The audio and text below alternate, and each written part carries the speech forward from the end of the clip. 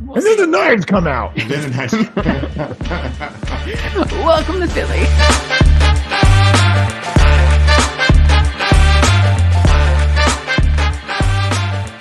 Welcome to A More Philly Union, the podcast where we swear to talk about the Philly Union, the whole Philly Union, and nothing but the Philly Union, with as few digressions as possible. We are your hosts. I'm Eric. I'm C. And I'm Paul. And welcome to another episode of A More Philly Union.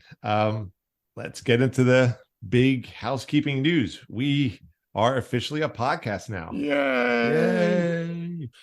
So you can find us wherever you get your podcasts. We're finalizing with Google, and we're still chipping away at Apple, but otherwise we're out there in the Podverse, if that's a thing.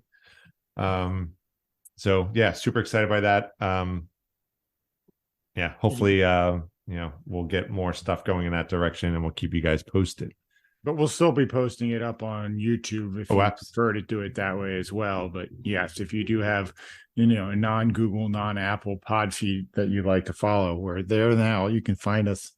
Yeah. And actually, that's one of the nice things about our podcast service. It will automatically post to YouTube. So I don't have to make actual little movies and post them. Nice. So I'm looking very, very much looking forward to that being taken off my plate. So that's the big news.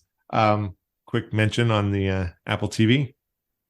Yep. No replay again until Monday. So at least got a little better this time. And did spend another hour and 40 minutes on tech support, and am awaiting a call back tomorrow from them. So it's an ongoing saga, folks, but at least it did fix itself this week. So we were able to watch the actual game and not just recaps. So we're baby steps. Yep. So okay. So let's kind of get into things. So we are now in week 6. So going into this weekend was I guess the end of week 5 technically. So going into the weekend game against Orlando City, Union were in 8th place with a 2-win, 2-loss record. That's 4 MLS games if you're counting, and so Orlando's now our 5th game. Orlando came to Philly in 9th place, and that's how the stage was set. And I guess let's crack open this bad boy and talk about this game. Only if we can forget about the first 10 minutes. Yes, I think it's one of those things. If you could subtract the first 10 minutes, we'd be talking about a significantly different game. So before we even talk about the game, before the game start, it's worth noting the Union were down 9 players. 7 of them are first team players. Now, one of them was due to red card accumulation. Carranza, I'm looking at you. But yeah, we basically had our legs cut out from under us. And one was Blake, to be fair, was out injured. True. So, that's true. Apparently you are allowed to submit a roster of 20, and we couldn't even do that. I believe we had 16. Yes, that sounds right. We were that short. So so we're kind of going in with, I guess, the arm tied behind our backs. Well, at least we wouldn't get it called for a handball. Call back. Yeah. Also about the game, it was also Lesness's birthday, along with, as you pointed out, former Union player Kasper Shibilko. Yes. So yes, happy birthday, you March babies. Yes, indeed. But back to the missing players. So did a little research about this, and MLS traditionally does not, except when they feel like it, observe the international break. Apparently they're a little more likely to do so in a World Cup year. But this year, not so much. Not observing this international break.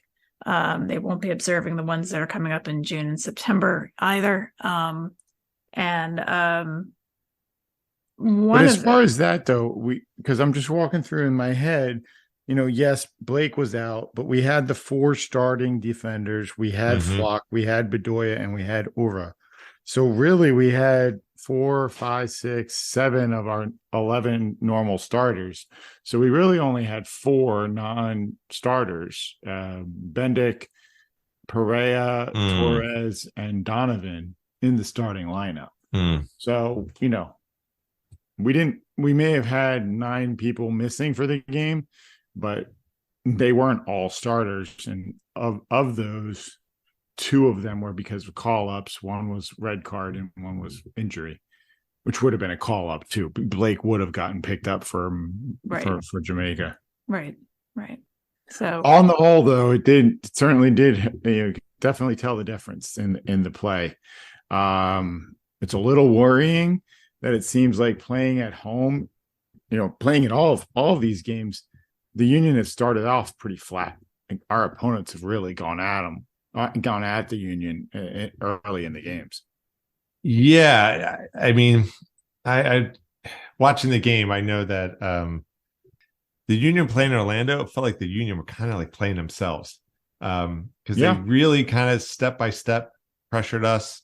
They kind of brought our own game to us, and it just felt like, there was a lot of back and forth, right? That kind of, you stop the attack and you launch your quick, transition into your quick counterattack.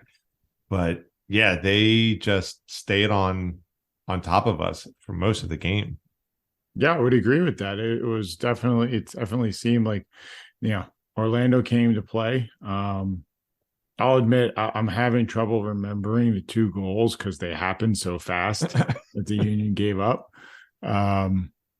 That's just, the first goal was in the 2nd minute. Yep.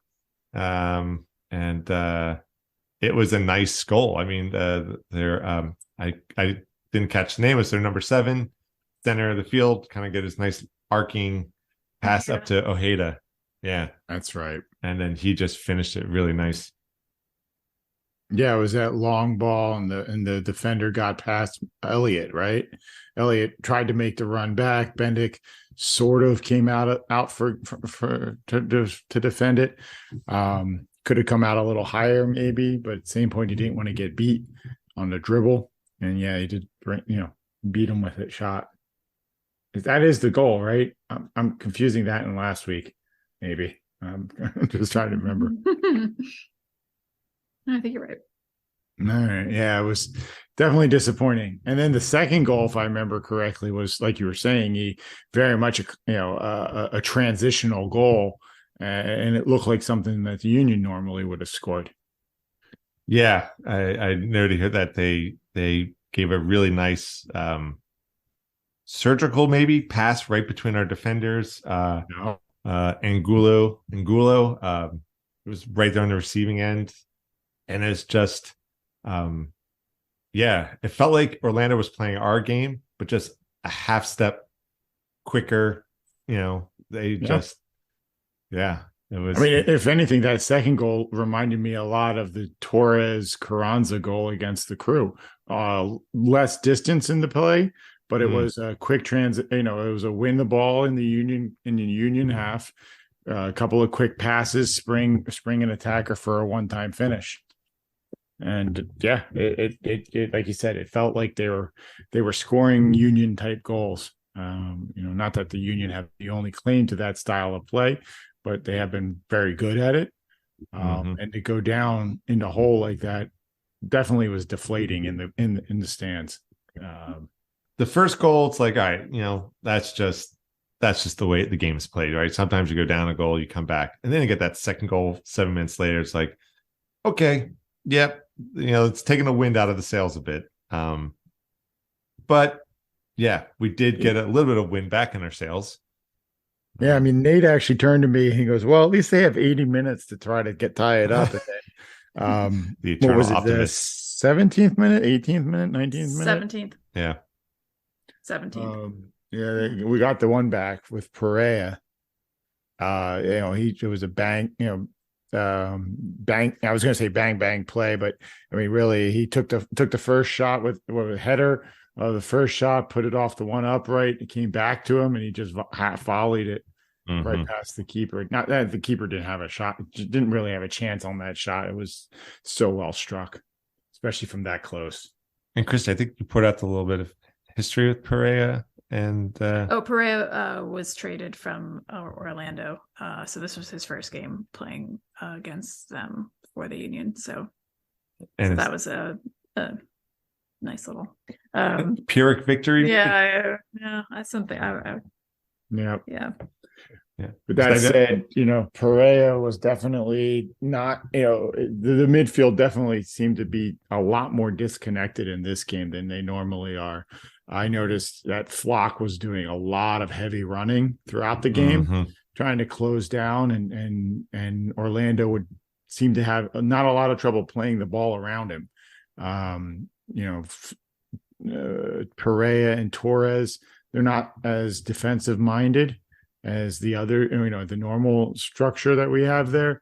And even Bedoya seemed a little out of sorts and a little less into the game, or less effective at least. And the midfield diamond really suffered in this game. Yeah, I don't know if it's, as you pointed out, Paul, right? We still had 7 of our starters out in the field at the beginning of the game, but I don't know if it's introducing roughly a third of new starters on the field. But I did feel like the Union just, at least for the first half of the first half, just couldn't settle down. Like there were some plays that were just very God, it reminded me of the old days, right? Whereas the one Orlando's attack and Bendick came out and they still got around him, and so now he's totally caught off the line, and they go to put a shot on goal, and I think it was either Glesnes or Elliott that just happened to get his body in the way to deflect the ball out. And it was just kind of oh my gosh, it was just, we just couldn't get our feet under us. Even if it wasn't as drastic as it sounds with quote unquote 9 players out, it doesn't take that many players out to throw off the team.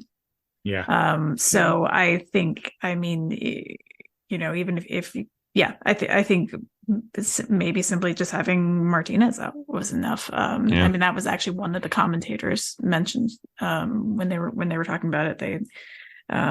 They said that they felt that the discipline that Martinez brings was missing from the game, which I thought discipline was an interesting word to use in context with Martinez, but it's usually he's the one being disciplined. Yeah. But still, so I really think that's what it was. I think that's why the goals might have come early. It's not an excuse, but it is an explanation, or a possible one, that they were settling in to their new format and they weren't ready. Yeah. Should they have been? Very possibly, but it looks like they weren't.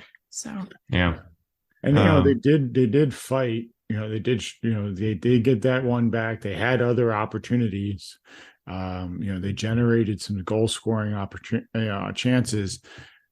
There just seemed to be a lot of disconnect. I don't know if Aura and Donovan were playing the same, they didn't seem to be collaborating as well as Carranza and Aura does. Like you said, Christy, it could be just because of changing the squad and putting different bodies out there. They're not going to be as used to running off of each other as the way they do.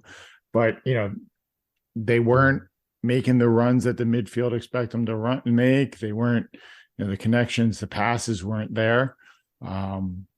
And I just would have thought that the team would have known each other better at this point. Donovan's been with the club for at least a year now, I think, and or the same. And, I know Torres had been bumping into Bedoya and Gazjag when they were all out there together. But, now he was out there by himself. It was a little disappointing, not, in all honesty, not seeing the Union play their style of game. They didn't give up, and like I noted, Bendick did have a real nice double save after the Orlando's second goal. There was a breakaway or an attack from Orlando into the box, and he made 2 saves in the box on short shots. You kind of hope a performance like that from your keeper might excite the team, energize them, get them going. It didn't really seem to happen, though. Despite a couple of opportunities, they just never really called their way back into the game. And even their press seemed less effective. Normally, when the Union's pressing, they can force the other teams into a lot of back passes. Yeah. And even if they don't turn it over directly, like they're playing at the midfield circle or even into the opponent's half of the field when the Union are pressing. And it just seemed like Orlando had no trouble getting the ball up into the Union half, and making their midfielders run or disconnecting them, and they just couldn't close down the passing lanes. It kind of felt like the Union were playing, or sorry, Orlando was playing the Union strategy against us. They just kind of gave us a taste of our own medicine. Yeah. Now, in some small redemption in terms of the first half, right there, there were 2 yellow cards, I believe. Both of them were for Orlando.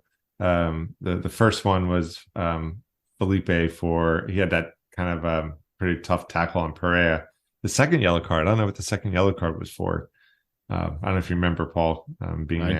I don't. Because there was a foul. Orlando had a handball just outside the goal box, and then next thing you know, somebody was getting a card, and I was trying to wait to see. Not always very clear about that on the coverage so far. So yeah, usually get a little tab pop out under the score bar, but I didn't see any of that.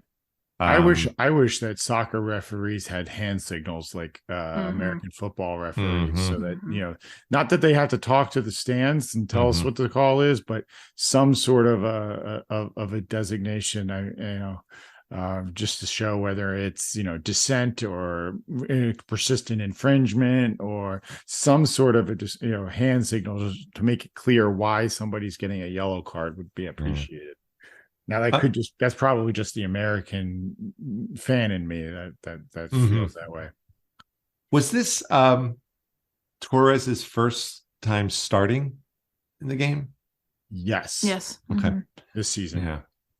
Yeah. So that was kind of the first half. Second half, I feel like the Union came out fighting. Was that so much to talk about in the second half? Yeah. Nothing happened in a good way. Well, I will say that the Union came out with an interesting switch up at the very beginning of the second half. It actually reminded me of Ted Lasso a little bit. Paul, to interrupt, are you going to talk about the actual kickoff of the second half? Yes. Go ahead. Because I saw this too, and I made a note. I was like, wait, what is this? So they overloaded the right-hand side of the field and played the ball back, I believe, to Elliott, who lumped it long. No, Elliott was upfield. They played it, I think, to Mbaizo or Glesnes, who played it up long, and the Union had like 5 or 6 guys overloading that side of the field, and they did generate an attack there. They ended up going wide or getting pushed wide for a corner kick, but it was a surprisingly effective attack to start the half. I'm sure it was something that they've worked on. Definitely looked like something that came from the training grounds, as they say. And it was effective. And it really sparked the stands for a little while that the Union were going to try to make a game of it. Yeah. Yeah. When we saw that, I had to pause the playback and hit rewind. And that's like, they're all starting on the right-hand side. Like, that's pretty cool. Or at least interesting. I thought it was cool. I think the second half was the half of corner kicks.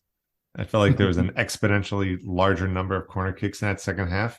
I don't know what that means in terms of the gameplay. It's kind of like they're just taking more throwing more punches at each other. Problem is corner kicks rarely lead to goals for the team taking the corner kick.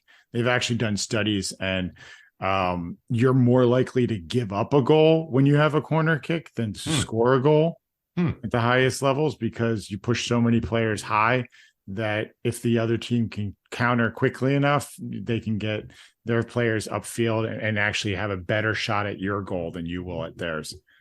So, yes, there were a lot of corners. There were a lot of plays. It just didn't feel very effective.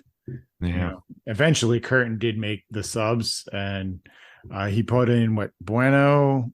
It was Harriel, Rial, yeah, and Bueno. Yeah, Was it Bueno? Yeah, Bueno for Flock, Ariel from Bizo, and then Real for Ura, or as the announcer would like to pronounce it. It's like, I don't know if he's doing a Monty Python impersonation. It's getting worse every week. It's really starting to sound like someone is seriously ill when they say his name. It makes you really appreciate Danny Higginbottom and JP Delacamera. Mm-hmm. I will say Danny Higginbottom was one of the announcers for the game. He was the one who made the awful noise, but yeah. So it's nice hearing him. Just as a side note, that was a batch sub. All three made all three subs in one shot.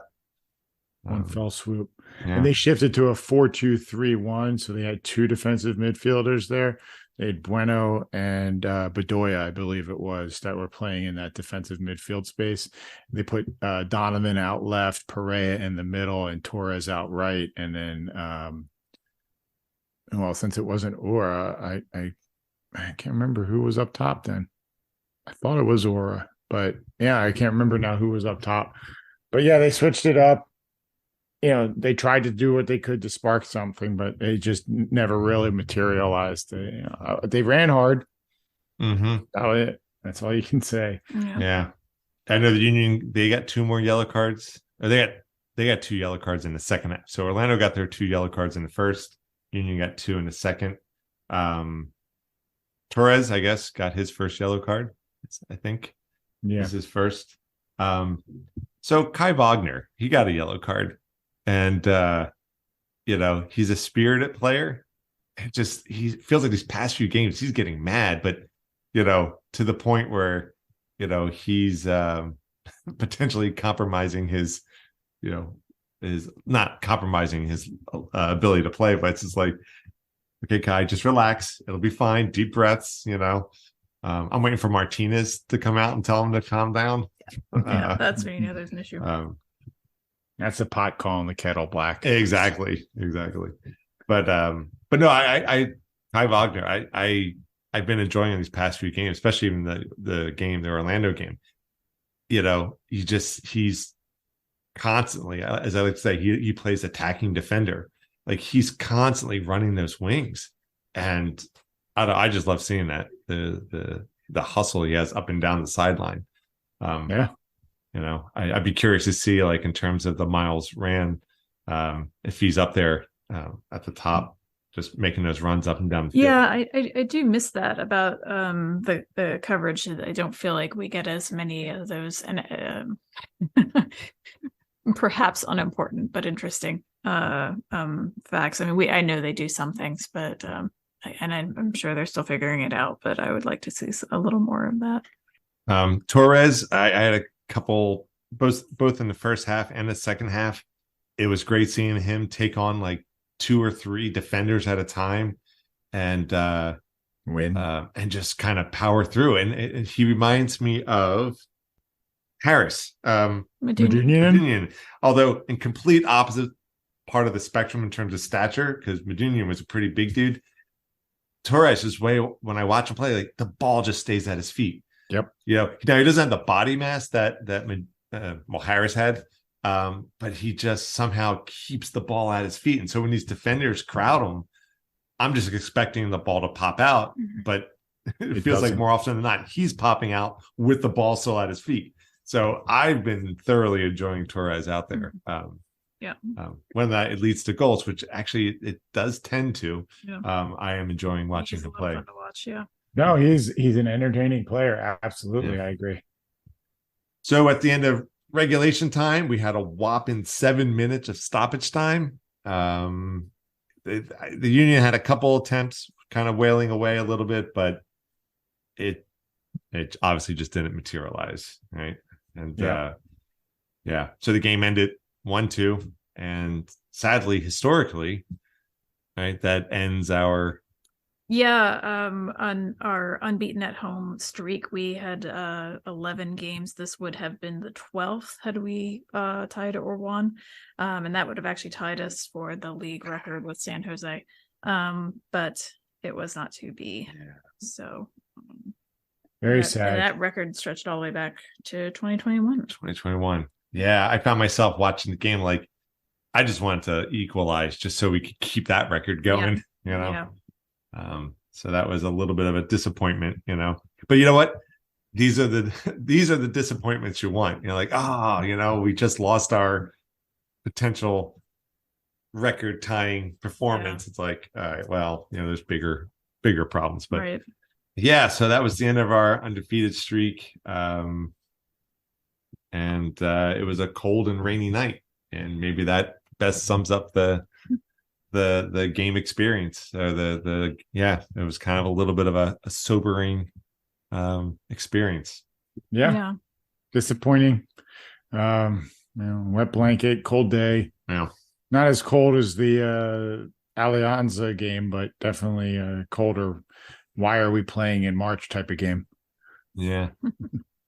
Just looking at the game stats, looks like the Union were kind of maintaining their just under 50% possession, not getting the majority possession. But yeah, just looking at like it, we lost, 1-2, which by the way, Christy, you pretty much called the score just in the opposite direction. Yeah. Sadly. So someday your 2-1 is going to come through. It's got to come through with it. But yeah, we outshot them 26-12. We outshot them on goal shots 6-4. We did draw on the yellow cards 2-2. I don't know, it wasn't meant to be. There was a lot going on with this game, and it's not to make excuses, but I don't think this is a representative sample of the way we can play. And I noticed the banner at the river end. I don't know if you noticed when you were there, Paul, it said Philadelphia, which I assume meant like a deep bench. Yeah. And I do think we have a deep bench, but I think this was a big ask from MLS, partially in service of a tournament that they're having this summer, that they will stop play for what sounds like about a month, which is basically all MLS teams versus all Liga MX teams. Yes. Is this the first time we're doing this? Yes. Or something like this? Yes. And, it's the implication from the commentators is it's kind of I'm reading between the lines that it's kind of a money grab. But I just find it interesting because I have my opinions on it, and basically I think it's unfortunate that players are asked to kind of choose between their club and their country. Obviously, they're going to choose their country because if they don't, they can turn down a call up, but then they're jeopardizing their futures with. And I hear that teams can't actually refuse to allow, like, if player asks to, if he gets offered a spot on the national team and asks to be released by his club, according to FIFA rules, I believe the clubs have to let them go. Right. Okay. Right. I think that's true. I think you could ask your national club team if you could be pardoned from your call up, but why would you do that? Especially since these games mean something, right? And friendlies. Yeah, exactly. And I mean, I'm sure I shouldn't just say that blanketly, broadly. Why? I'm sure there are people who might for their own reasons, but you are jeopardizing your future with your national team, and if that's something that's important to you for any reason, profile or otherwise, it's a big ask. So I still not fond of it, but it is what it is. So it would be nice if the Union could convince all of our players not to take this time away and just rack up some extra points during these windows, though. That would be nice. Yeah, that's true. Yeah, exactly. That's true. Yeah. Well, just to kind of wrap up the game then. So after the game, with our loss, our record now is 2 wins, 3 losses. We've dropped down to 8th place. Although while incredibly early in the season, I guess small comfort, we're still in contention for playoffs. Yeah. Orlando got a big boost. They went from where were they, 9th place up to 4th place. So I guess the table's still a little tightly packed there. That one win can move you up, 5, 6, or about 5 places. Paul, you had mentioned about Curtin using this loss as a Well, yeah, it just made me think now that they're below 500, all of the pundits and all picking the Union to do very well this season, and coming out a little less than stellar. This might be a little bit of a wake up call to for Curtin and Bedoya and the rest of the team leadership to say, hey guys, you got to stop reading your own press. You got to remember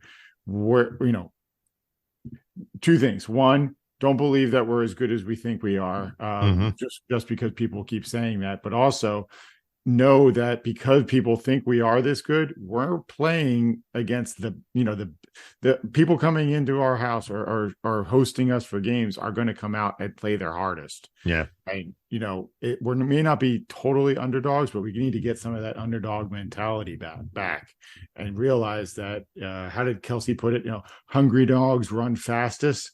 And we need to be hungry. We need to win those points, get these points now, and really drive home the point that we're still as good as we were last year, and the rest of the league needs to be put on notice that the Union aren't going to just fade away and drop points unnecessarily. No, I agree. I like that idea. Like, I don't like us losing, but if we're going to lose, it kind of, it's kind of like we had a great season last season. I mean, again, so close.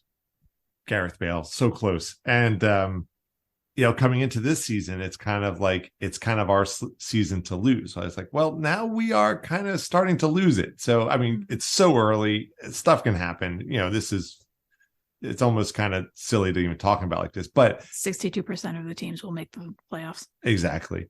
But I kind of like this idea, like, let's get hungry. Let's remember, like, we're not going to skate to the finals again this season. Like, we have to earn our spot. And, in some respect, Philly, I like it. And maybe we actually do play better when we are the underdog. It's kind of like, you don't want to get out in front of the pack too soon, right? You're a little looser when nobody expects anything from you. You're allowed to just play. And when everybody expects you to do well and you don't do well, it can get harsh. And hopefully they take this lesson to heart. That, the teams are going to come after the Union. The Union have a target on them, and the Union need to be hungry. That's what I was just going to say, right? By dropping down a little bit, it does make that target a little smaller, but not for the right reasons. All right. So, that's the end of the Orlando game. I think we beat that as much as we can. And let's move on. Next Saturday, we've got Kansas City coming to town. So we've got back-to-back home games. Hopefully it'll be, better weather. The crowd will turn out, be nice and loud. And then we've got Atlas midweek. Next Tuesday, right? They'll be April 4th. So this is quarterfinals we're in for the Champions League. Okay, so putting a card on the table, is this going to be a 2-game aggregate, or is this some reason though? The Union are hosting the first game, which is unusual because, as Curtin put it, he's like, I thought we were the higher seed, so I don't know why we're hosting the first game. I thought the higher seed was supposed to be hosting the second game. Because there's an advantage to hosting the second game in these competitions, because if it goes to ties and you have to go to penalty kicks, there's an advantage to doing that at home. So the Union won't have that advantage against Atlas. And so hopefully the Union can get some points and get some goals at home, because going down to Mexico is going to be tough. The Kansas City game, is that our first Western Conference opponent this season? I think it is, right? They're our first. I think they're our first. Walking through in my head, it was Miami, Orlando, Crew, Montreal. So I think this is our first Western Conference team we're playing. They are 13th place right now, second from last in the West. So hopefully that helps kickstart our climb back up.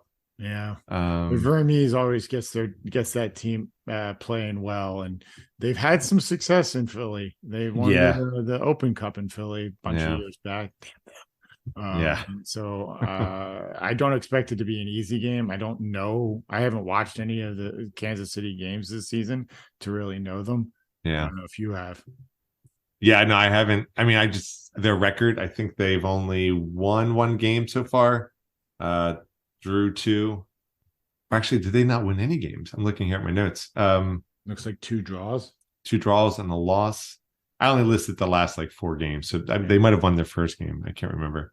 So we'll see. We'll see. Hopefully, it's a turning point. Or I mean, we can ask, but I have a feeling we know what C's prediction is already, right? Yeah, let's get into the predictions for the Kansas City game. You know what? I'm gonna mix it up. Do it. I'm gonna go 2-0.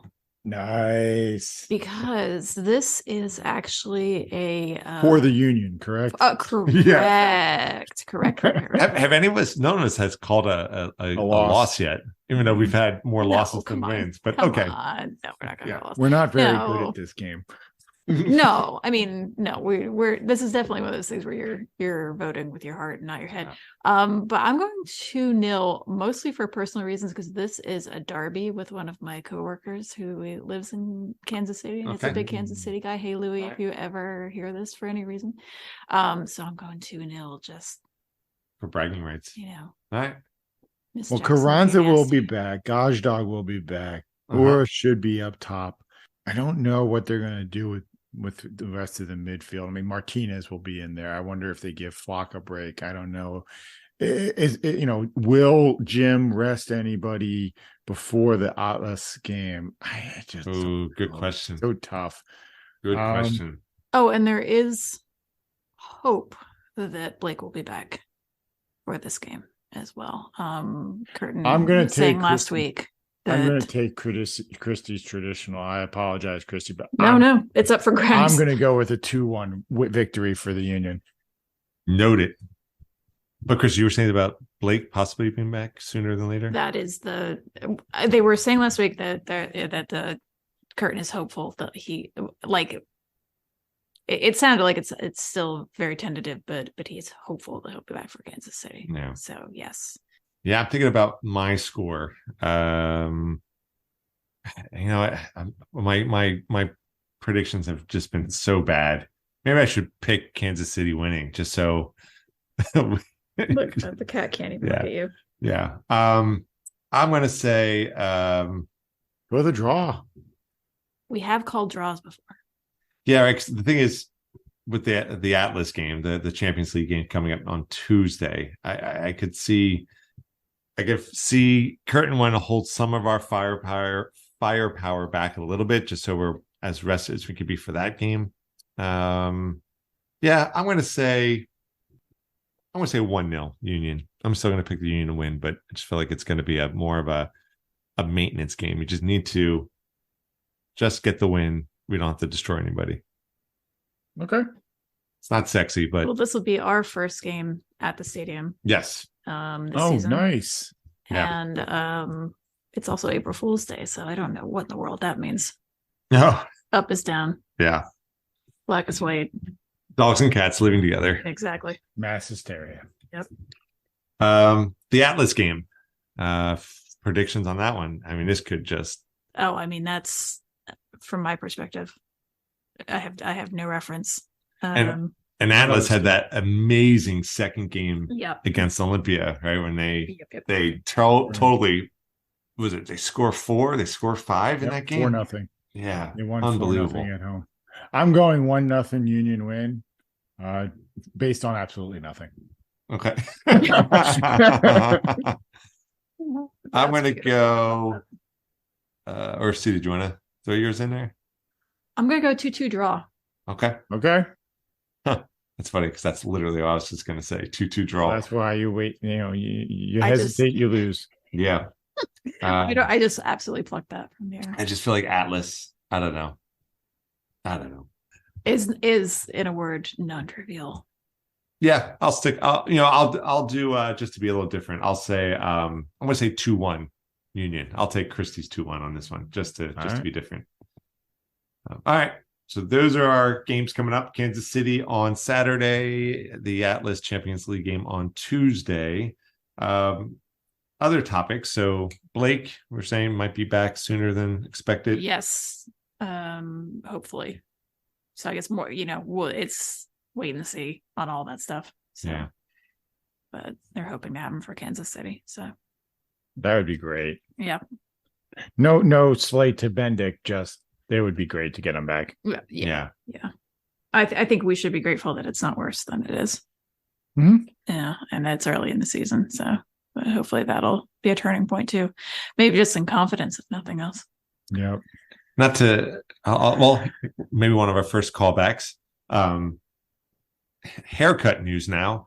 Joe Bendick and Pere, I think, go to the same barber. They don't. That looks like two different haircuts. Perea wore it better, but there's something about keepers and hockey hair. It's like this faux hockey hair mullet thing, which, look, I appreciate a statement piece when it comes to your hair, but it's like it was a thing in my high school back in the day. We won't say what day that was, but it's a Tuesday. It always gives me Michael Myers. From hell. So never a fan. But it's just something we noted. Yeah. Anyway. Neither here nor there. Any comments on the how our guys did on their respective national teams during the weekend? I mean, other than I looked up the recaps just to see if they went away and actually got some play time. Looks like Gazdag did get into the first game. He subbed on for one of the goal scorer for Hungary. And as far as I could tell, he did not play in the second game that he was away for. He was on the bench, but he didn't get subbed in. Martinez did get to play both games fully for Venezuela. They won, I think, against Saudi Arabia, and I believe they also tied Uzbekistan. Oh, okay. He played 90 minutes in both. Yeah. And from what I could tell from the recap, Saudi Arabia just had like 4 times the possession. It was like 70-30 or 75-25 possession wise. So, Venezuela was definitely under attack. I'm sure Martinez had his hands full. Wow. Good for Martinez. Yep. All right. Anything else for the good of the order? Oh my gosh. It will be nice just to have the full squad back. I almost hope that Curtin just decides to put all of the starters out and goes score 4 goals against Kansas City, just to make the fans and feel better, get the team back mentally. I don't know that he will do that because he does have a big opponent with us. But it's just, I don't know. We need something. We need something to step up. There's got to be more fire in the team.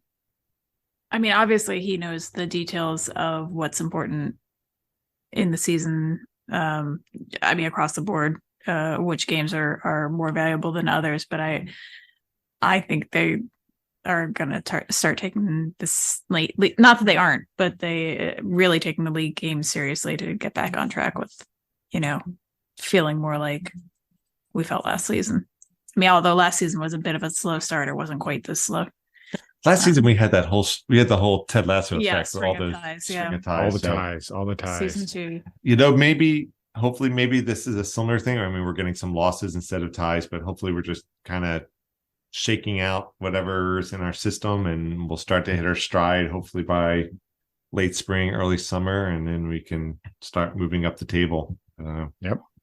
I almost feel like the Union like to chase the pack instead of just lead it right from the outset, which I kind of, respect that, or it's a Peloton, right? You gotta let others, do the work. Yeah.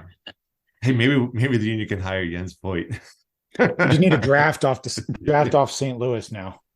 Yeah, so that was kind of my last. I just want to give a shout out to St. Louis. Yeah. I mean, just the Cinderella inaugural season, 5 wins. They are absolutely crushing it. Just real quick, as a matter I don't know what the word is now, just to acknowledge it. Eric's and my family have roots in St. Louis. Yes. So that's kind of our Western Conference team. Yep. As they're starting out this year. Yeah. And tons of family still there too. Yeah. And many of whom are soccer supporters in some way or another. So. Yeah. And just talk with them. I knew even before the season started, just how psyched they were for St. Louis getting their team.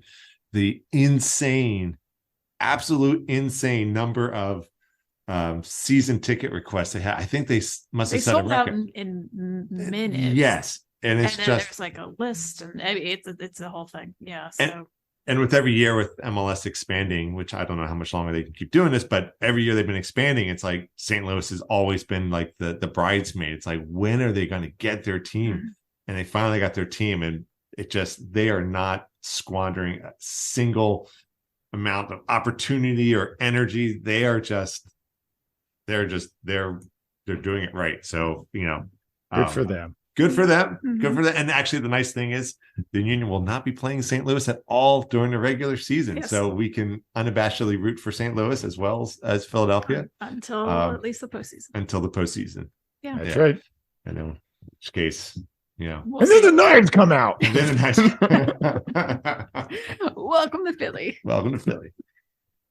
Just in case it comes through on the mic, our cat sounds like she's in desperate need of a CPAP machine. So if you're hearing anything, that's what you're hearing. Anyway. Once again, Chrissy gets the quote for the episode. We'll see. Okay. Well, if you want to reach us, you can reach us email amorephillyunion@gmail.com, Twitter, amorephillyu, Instagram, amorephillyunion. And we are now in podcast world where you can listen to our podcast wherever you find your podcast. Hopefully Google soon, and Apple not too far behind. That's right. Okay. Well, hey, thanks for listening to another episode of A More Philly Union. We are your hosts. I'm Eric. I'm C. And I'm Paul.